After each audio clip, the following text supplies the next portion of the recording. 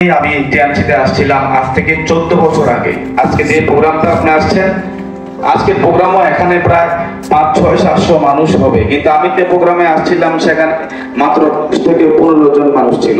এমন কোন জায়গায় আপনি 14 বছর থাকবেন যেখানে কোনো বেনিফিটস নাই? থাকবেন কোথায়?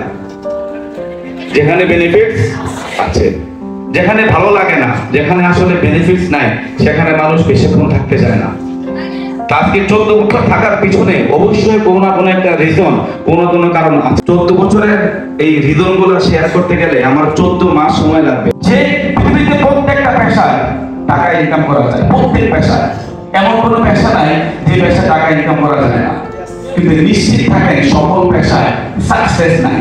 যদি টাকা থাকে আপনি সফল নাও হতে পারেন, যদি সফল থাকে তাহলে আপনি টাকার কোনো অভাব হবে না। কোন পেশা দিতে চায় চাকরি, এটা কি আপনার নিজের কাজ নাকি অন্যের কাজটা করে দেওয়া?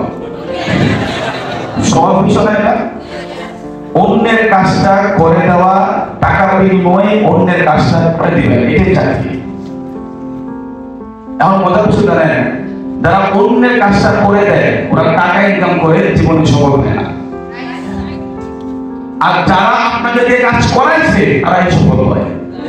আপনি কেমন জীবন চান এটা আপনাকে ডিসাইড করতে হবে যে আপনি অন্যের প্রতিষ্ঠানে চাকরি করে জীবন শেষ করবেন নাকি নিজেকে একজন উদ্যোক্তা হিসেবে তৈরি করবেন, সেই প্রশ্ন সিদ্ধান্তটাই আপনি নিতে